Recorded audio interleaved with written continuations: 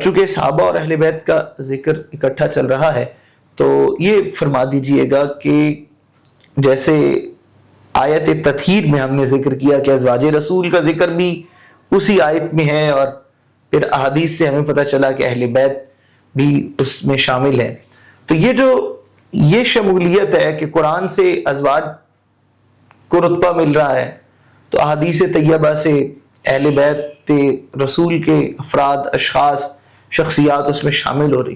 تو یہ جو تعلق ہے جیسے قرآن و سنت کا تعلق ہے، دیکھیں نا یہ قرآن و سنت کا تعلق ہو گیا، تو جیسا قرآن و سنت کا تعلق ہے ویسا ہی کیا تعلق صحابہ اور اہل بیت کا ہے کہ رسول اللہ کے خاندان اور اصحاب کا تعلق کوئی یہ محبت، اس کی جو آپ سمجھیں کہ تاریخی طور پر یا علمی طور پر اس تعلق کی جو وضاحت ہے کہ وہ اس میں اندر خوبصورتی کیا ہے اور کس طرح سے وہ آپس میں انہوں نے ایک دوسرے کے ساتھ محبت کا معاملہ کیا، رحماء بینہم والی جو آیت کا مصداق ہوں گے، تو اس کے بارے سے ذرا وضاحت فرما دیجیے.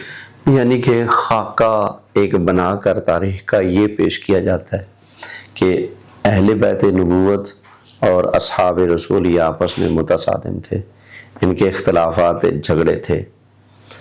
یہ ایک نقشہ ہے جو لوگوں کے سامنے عام طور پر لوگ پیش کرتے ہیں، یہ بالکل غلط ہے، ایسا نہیں ہے. ان کا تو آپس میں بڑا محبت بھرا تعلق تھا، بہت اچھے روابط تھے ان کے آپس میں. آپ اس سے اندازہ کر لیں کہ حضرت سیدنا ابو بکر صدیق رضی اللہ تعالی عنہ کی خلافت کو استدلال کر کے مولا علی نے اپنے خلافت کے حق ہونے پر دلیل قائم کی تھی. جب آپ کی بیعت ہوئی نا تو بعض لوگ انکار کر رہے تھے یا اعتراض کر رہے تھے، تو آپ نے فرمایا میرے ہاتھ پر انہی لوگوں نے بیعت کی جن لوگوں نے ابو بکر عمر کے ہاتھ پر بیعت کی. اللہ اکبر. اگر ان کی بیعت کی وجہ سے میری خلافت مشکوک ہے تو پھر وہ بھی مشکوک ہے، اگر وہ خلافت پر حق ہے پھر میری خلافت بھی پر حق ہے. سبحان اللہ. کیا تو پھر مولا علی بتانا یہ چاہتے ہیں کہ میری خلافت کو برحق ماننے والا ابو بکر عمر کی خلافت کو برحق مانے گا. کیا بات ہے. جو میری خلافت کو برحق نہ مانے لیکن ان کی خلافت کو باطل کہے، اس نے میری خلافت کو بھی نہیں مانا، کیونکہ آپ نے اپنی خلافت پر دلیل کن کی خلافت کو پیش کیا؟ حضرت ابو بکر اور حضرت عمر رضی اللہ تعالی عنہما، ان کی خلافت کو. پھر جب سیدنا صدیق اکبر کا دور تھا، آپ مصلی امامت پر ہوتے تھے، مولا علی پیچھے امام کے، اللہ اکبر. حسنین کریمین بھی ساتھ تھے. 2.25 سال مولا علی نے ان کے پیچھے نمازیں پڑھی ہیں. پورے 10 سال حضرت عمر کے پیچھے نمازیں پڑھی ہیں. 12 سال سیدنا عثمان غنی ذو النورین رضی اللہ تعالیٰ عنہ، ان کے پیچھے نمازیں پڑھی ہیں. تو یہ نمازیں پڑھنا کس بات کی دلیل ہے؟ آج گلی محلے کے کسی مقتدی کو اگر امام کا ہلکا سا عیب نظر آ جائے، سگریٹ پی رہا ہے، پان کھا رہا ہے وغیرہ وغیرہ، حالانکہ ان معاملات میں گنجائش ہے امامت کی، اس کے باوجود یہ کہتے ہیں نا ہم نے نماز نہیں پڑھنی، ہماری اس کے پیچھے نہیں ہوتی. مولوی صاحب نے جھوٹ بولا تھا اس لیے نماز نہیں ہوتی. یہ جمعہ کا بیان دیر سے لے جاتے ہیں، ہم اس کے پیچھے نماز نہیں پڑھتے. یعنی چھوٹی سی خامی اگر آج کا مقتدی دیکھے، امام کے اندر تو نماز نہیں پڑھتا، اگر ان کے اندر خامیاں تھیں تو مولا علی نے ان کو امام کیوں مانا؟ آپ نے امام مان کر بتا دیا کہ ابو بکر بھی حق ہیں، عمر بھی حق ہیں، عثمان بھی حق ہیں. تو ایک تو آپ کا ان کے پیچھے نماز پڑھنا اس بات کی دلیل ہے کہ آپس میں اختلاف نہیں ہے. اچھا، یہاں پر میں ایک سوال کرنا چاہوں گا کہ جو یہ والا معاملہ ہے جناب علی المرتضیٰ رضی اللہ تعالی عنہ کا حضرت سیدنا صدیق اکبر، جناب فاروق اعظم اور حضرت عثمان ذو النورین کے پیچھے نماز پڑھنے کا معاملہ ہے، یہ اس مدت کی وجہ سے ہم استدلال کر رہے ہیں کہ لازماً پڑھی ہوں گی یا روایات میں اور تاریخی حقائق میں یہ بات موجود ہے کہ یعنی ثابت شدہ عمر ہے کہ آپ نے باقاعدہ پیچھے نمازیں پڑھی ہیں؟ یہاں پر روایتیں بھی ہیں اور استدلال بھی ہے. جی. استدلال یہ کہ بتائیں مولا علی جماعت کے پابند تھے یا بغیر جماعت کے پڑھتے تھے؟ اگر بغیر جماعت کے پڑھتے تھے تو دلیل درکار ہے. جس کے بغیر جماعت کے نماز پڑھنے کی دلیل ہمارے پاس نہ ہو تو لازماً ماننا پڑے گا اور جماعت سے پڑھتے ہیں. یعنی اگر کوئی کہے گا کہ وہ وہاں جس مسجد میں جناب صدیق اکبر نے نماز پڑھائی انہوں نے اس مسجد میں نہیں پڑھی کہیں اور پڑھ لی، تو اس بات کے لیے اسے دلیل درکار ہے. ہاں جی. دوسرا اور معمول کی دلیل دینی ہوگی کہ ان کا یہی معمول تھا. جی ظاہر استثناء تو ہو سکتا ہے.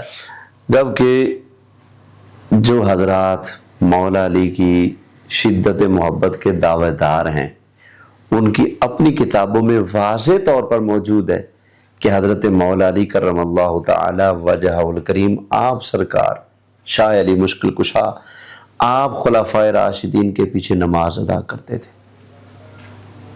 سبحان اللہ. یہاں پر ایک بات اور وضاحت فرما دیں کہ کیا یہ ممکن ہے کہ فاتح خیبر، شیر خدا، مشکل کشا اور یہ حکیم الامت ڈاکٹر علامہ محمد اقبال رحمۃ اللہ تعالی علیہ نے جو حضرت علی المرتضیٰ کے القابات ذکر کیے تو اس میں یہ مشکل کشا والا لقب بھی آپ نے ڈاکٹر علامہ محمد اقبال نے ذکر کیا.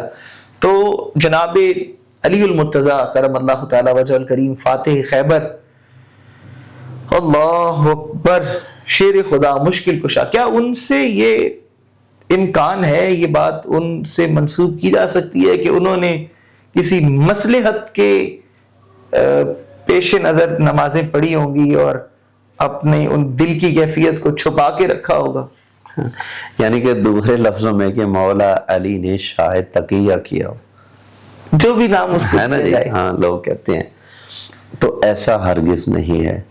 تقیہ وہ کرے، مصلحت کے پیچھے وہ چلے جو اپنی بات منوانے کی طاقت نہ رکھتا ہو.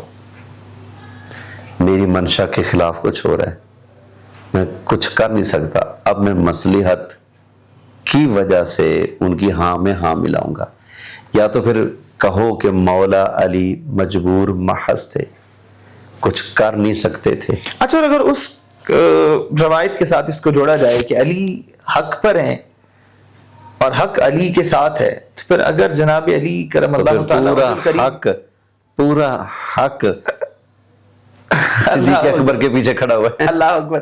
تو یعنی اگر حضرت علی المرتضیٰ مصلحت کو اختیار کر رہے ہیں تو اس کا مطلب ہے پھر مصلحت اختیار کرنا بھی حق ہو جائے گا. ہاں پھر یہ تو بنے گا نا. بالکل جی. پھر یعنی ہر مصلحت اختیار کرنے والا اور ہر وقت کے ساتھ چلنے والا کہہ سکتا ہے کہ جناب یہ حق ہے، کیونکہ تو ہم کہیں گے نا پھر پاکستان میں جتنے بھی شین یہ آئین ہیں تو مصلحت کے پیش نظر تم لوگ سنی ہو جاؤ نا، کیونکہ مصلحت کے پیچھے چلنا یہ مولا علی کی سنت ہے. تو تم لوگ اپنا مذہب چھوڑو، مولا علی کی طرح تقیہ کرو اور مصلحتاً ہمارے ساتھ مل کر نا تم بھی شان صحابہ بیان کیا کرو، شان اہل بیت بھی بیان کیا کرو. دوسرا، مولا علی کرم اللہ تعالی وجہہ الکریم نے اس شیطانی خیال کا جو آج مولا علی کے کھاتے میں ڈالا جاتا ہے، اس کا خود اگر اپنی زبان سے رد کیا ہو. پھر نہج البلاغہ میں روایت ہے، حضرت مولا کائنات شیر خدا کرم اللہ تعالی وجہہ الکریم ارشاد فرماتے ہیں، فرمایا مجھے اپنی زندگی کی قسم، اپنی زندگی کی قسم ہے مجھے، جو شخص حق کے خلاف چلے گا، میں علی ہرگز اپنی زندگی کی قسم کھا کر کہتا ہوں، میں علی ہرگز اس کے معاملے میں نرمی نہیں کروں گا، میں سختی کروں گا، میں سختی کروں گا اس کے خلاف جو حق کے خلاف چلے گا. اگر ان کی خلافت اور امامت حق پر نہیں تھی، باطل تھی، تو مولا علی کی قسمیں تو پھر رائے گاں گئی. وہ خامخواہ قسمیں اٹھا رہے تھے.